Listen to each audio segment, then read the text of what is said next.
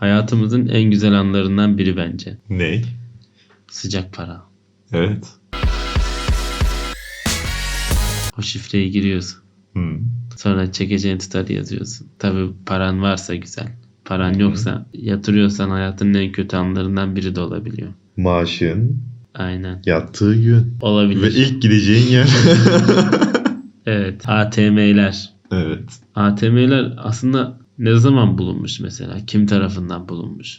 Bence mükemmel bir icat. Evet. Ama bir yandan bakıldığında da çok kötü bir icat. Özellikle kartını yutturduğun zamanlar. Yutturdun mu hiç kartını? Yutturdum. Ya o da şöyle, ben kartımı aldığımı zannediyorum. Bazı ATM'ler kartı erken veriyor, bazıları geç veriyor. Evet, onu da bir düzenlemesi lazım bankaların ya. Evet. Şimdi ben mesela bak, bazı bankalar dediğin gibi paramı çekerken önce paramı veriyor sonra kartımı veriyor.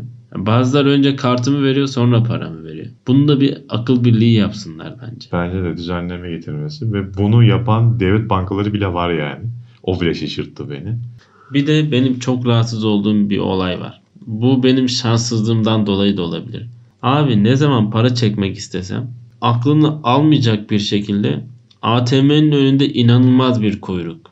Bu Murphy kanunu da istersen buna başka bir şey de hep karşımda.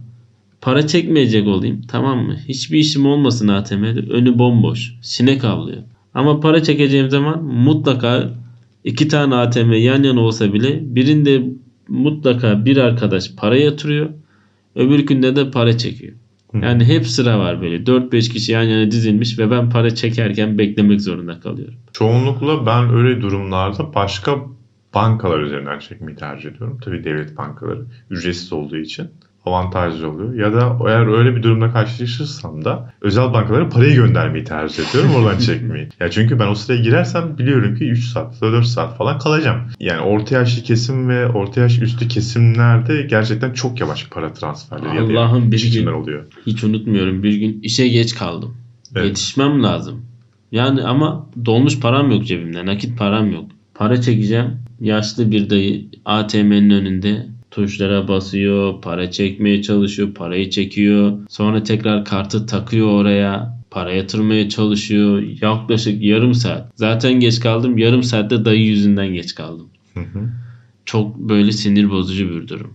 ATM'lerle ilgili çok böyle akım var sosyal medyalarda.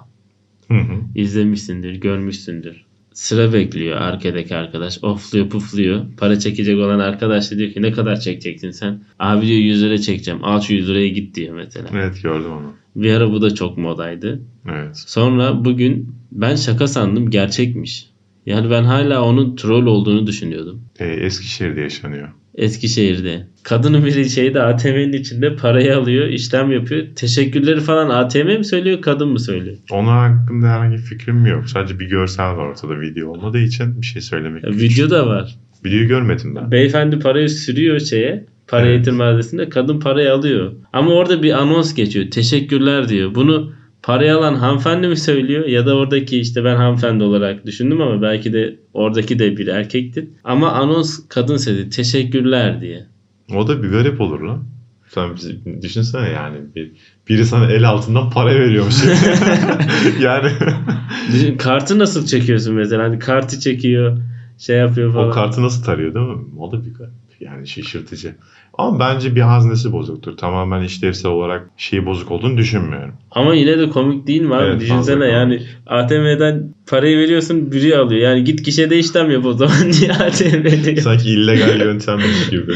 Düşünsene orada ben olsam mesela şaşırırım yani. Bu ne derim? Kamera şakası gibi bir şey ya. Evet, evet. Ben bunu gördüm, sandım. Sosyal medya fenomenleri kendi arasında böyle bir şakalaşıyor. Yeni bir akım başladı sandım. Abi gerçekmiş olay. Hala inanamıyorum ama gerçekmiş yani. Bak mesela geçenlerde de başıma şöyle bir olay geldi. ATM'den para çektim. Abi para da ortalama o hani 50 lira falan yani. Tamam mı? Neyse 20-20'sini normal olarak verdi. Onun da 5'er 5'er verdi. Şimdi 2 tane 5'in beğenmedim. Geri vereceğim ATM'ye. ATM kabul etmedi. Bana niye veriyorsun o zaman kabul etmeyeceğim parayı, değil mi? Evet. Alacaklarını düşünmedim açıkçası. Neyse.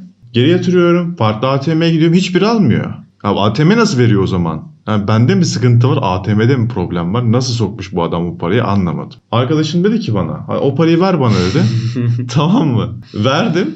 O da bana bütün 10 lira verdi. Ben bunu okuturum dedi. İyi tamam dedim. Abi gittik bir zincir marketlerden bir tanesine. Alışveriş yaptı o. Hemen önünde. Alacağını aldı. Parayı verdi. Okuttu parayı. Ne kadardı? 16 lira mı civarında bir şey işte herhalde. Bende de hani şey var. 20 lira mı ne vardı? 20 lirayı verdim. 1 lira da üstüne verir misiniz? Hani 5 lira 5 liralık verin dedi. Gitti 5 lirayı verdi bana yine bozuk olan parayı. Hayır abi ben o parayı zaten istemeyerek verdim. Tamam istemiyorum artık o parayı. Bir de üstüne geri aldım o parayı. O para benimle beraber böyle 1-2 gün daha gezdi. Bir de işin ilginç yanı insanlar parasının üstüne yazıyor ya paraların üstüne. Evet çok karşılaşıyorum. Hala var biliyor musun? Cüzdanımda bir tanesinde var. Yazmış adam oraya. Niye yazar mesela? Rakam yazanı az çok anlıyorsun. Hani 26. 20 lira gibi. Not yazan var mesela. Niye yazıyor? Bir de o paranın niye geçerliliği var? Niye mesela yazı yazar ki? Kimisi şey yazıyor böyle bildiğin döşemiş yani bildiğin şöyle yazmış. Alt alta 4-5 satır bir şeyler karalamış Hayır, paraya. çünkü bu soru şöyle bir şey getiriyor. Şimdi oraya resim yapan da o zaman geçerli mi oluyor? Yani. Değil mi? Çünkü üzerine yazı yazılan geçerli olabiliyorsa, ATM bunu kabul ediyorsa o zaman resim yapan da geçerli oluyor. Evet. Çok mantıksız. Oraya çünkü saçma sapan bir resim yapan da olur. Ben yapan değil de ilginç yazılar yazan gördüm. Mesela siyasi mesaj veren de var paranın üstünden. Ama mükemmel bir reklam taktiği. Bak gerçekten mükemmel bir reklam taktiği. Bence biz Mablalayı tamam mı? Evet. Çektiğimiz paraların üstüne yazıp dağıtalım abi. Yemin ediyorum var ya dolaşan kişilerin eline geçer bu para. Geçer de dava yeriz. Garanti diyorum ben sana. Niye dava yiyeceğiz abi? Mablala.com yazmayacağız ki. Mab yazacağız sadece. Ya map yazacaksın da yani ister istemez bu farklı algılanabilir. İyi de o zaman diğer insanlar da yargılanmalı. Yani zaten bu usul dışı bir şey. O yüzden diyorum ya paranın nasıl bir geçerli olabilir diye sorguluyorum zaten. Mevzu burada patlıyor. Ya bunun geçerli olmaması gerekiyor ki insanların bu bilince sahip olması gerekiyor. Ama var. Ki de ben anlamıyorum. Mesela yırtık parayı nasıl kullanabiliyorlar? Mesela bantlanmış para. Para konusunda bence en kaliteli para benim bugüne kadar gördüğüm Romanyeleyi. Romanleyi yani. Hı. Adamların parası ilginç bir şekilde kaliteli. Islansa bile yırtılmıyor. Yıpranmıyor. Hı. Üstüne yazı yazamıyorsun zaten. Çok değişik bir şey var onlar. Değişik bir malzemeden yapıyor parayı. Ama adamların parası sağlam. Çok kolay kolay yırtılan bir para değil. ATM bizi nerelere getirdi? Yani garip olaylar var. Mesela şey de vardı. Örnek veriyorum ATM'de can çekişen orta yaş üstü kesim mesela ben hani bana abisi hani yardım eder misin dediğinde ben içeri yönlendiriyorum. Aynen. Diyorum, ben anlamıyorum diyorum. İçeri yönlendiriyorum. Mesela sen nasıl anlamazsın diyorlar. Anlamıyorum abi diyorum. Geçiyorum. Mesela bazısı var yardımsever yardım yapıyor ama yardım yaparken o da çok iyi anlamadığı için hayır diyemediği gibi problemi de yaşadığımız için genelde bu toplumda. O adam da bekliyorum ekstra. Evet. Bak yani bu devamı böyle sirkülasyon devam ediyor. Ama abi bir de çağımız özellikle günümüz o kadar değişik bir dönem ki o sorumluluğu almak gerçekten büyük bir risk. Düşünsene giriyorsun adamın şifresini bilmem ne. Paramı çaldı diyebilir ya da unutkandır, Alzheimer hastasıdır. Bu benim paramı çaldı diyebilir. Ya onu demese ya da beni bile, zorla burada işte paramı çekmeye çalışıyor da diyebilir. Senin ne işin var burada? o da olabilir. O da bir olasılık. Çok olasılıklar var. Yani şifreyi hatırlaman adamın kartını yutturursun al başına belayı. Kartımı yutturdu işte bilmem ne oldu. Hepsini çektir. Hepsini çekersin. Bu sefer ne bileyim nakit avans çekmiştir. Kredisinden çekmiştir. Üstüne daha da borçlanır. Bu da ayrı bir vebal mesela. İçeri yönlendirmek daha mantıklı. En azından içerideki görevliler neyin nasıl olduğunu, nasıl yapılacağını daha iyi bilir. Onlar işini görür. İşte o yüzden dolayı demiştim. Bir de şeyden nefret ediyorum abi. Ben böyle çalışıyorum ya. Özellikle o yardım isteyecek amcalar. Geliyor böyle. Abi benim şifremi geçtim. ATM'de ne kadar param var?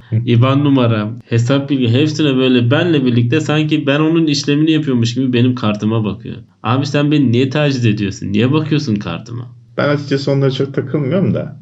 Ya çünkü anlamıyor zaten adam ya. Kendi işlemini zor yapıyor. Kendi işlemi mi yapacak? Olsun abi bakmasın ya. Arkadaki kişi mesela benim yaptığım işleme bakmasın ya. Niye bakıyorsun? Ben orada sıra bekliyorum. Önümdeki ya da arkamdaki kişi sigara içiyor abi üflüyor. Ben senin sigaranın dumanına maruz kalıyorum.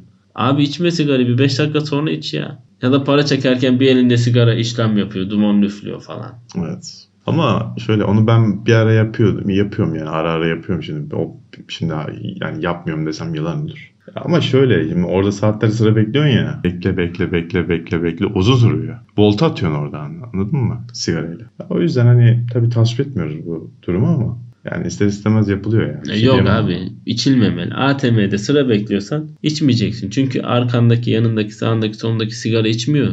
Ben içmeyen var. Ne bileyim, rahatsız olan var. Evet, katılıyorum bu duruma, haklısın. Ya pasif içicilik diye bir durum var yani. Evet, katılıyorum. Orası sigara içme alanı değil, bence olmamalı. O yüzden lütfen sesimiz kime ulaşıyorsa ya da kime ulaşacaksa ATM'de sıra beklerken ya da para çekerken arkanızdaki insana doğru sigaranızın dumanını üflemeyin. Diyelim ve bu kamu spotuyla konuyu kapatalım. Gençleştim resmen. Bu kadar mı fark eder? Evet. Son olarak şunu diyelim. ATM'de mümkün mertebe dikkatli olmakta fayda var. Çünkü nasıl bir sıkıntıyla karşılaşacağı hakkında bir fikrimiz yok. Çünkü şöyle bir durum var. Bazı zamanlar bazı uyanık arkadaşlar kartın kimlik bilgilerini çalma ile alakalı bazı veri yerleştiriyorlar. Veri cihazları. Garip bir şekilde bunun farkında olmak da biraz zor. Çünkü yani neredeyse normal oradaki yapılan sistem gibi plastik cihazları çok rahatlıkla yapabiliyorlar. Üzerine kolay bir sim kart gibi bir şeylerle enjekte de edebiliyorlar. Ama teknoloji gelişti. Bunun önlemini çeşitli yöntemlerle alabiliyoruz. Ya bunu bankalar alabiliyoruz ama bankalar bu konuda bence çok güvenlik önlemini aldığını düşünmüyorum. En kötü olasılıkla kartını takmazsın. QR koduyla para çekebilirsin. Evet, o daha mantıklı ama onu kimsenin o dakikada uğraşacağını zannetmiyorum. Çünkü böyle hemen işte kartı tak. Gerçi kartı takmak da uzun sürüyor da şimdi ona da bir şey demeyeceğim. Yo, şimdi internet bankacılığından girdiğin zaman QR kodunu direkt açıyorsun, okutuyorsun. Hayır, işlemler ondan karşı. bahsetmedim. Ya ben mesela örnek veriyorum, kredi kartımı ya da banka kartımı koyduğum zaman ATM'ye 30 saniye bekliyorum şifremi yazmak için. Şifremi yazıyorum, sonra bir 10 saniye daha bekliyorum. Bazen 20 saniyede buluyor. ATM'nin işlem yapması süresi bu. Bir de onun sesi var ya, tın tın diye. Evet.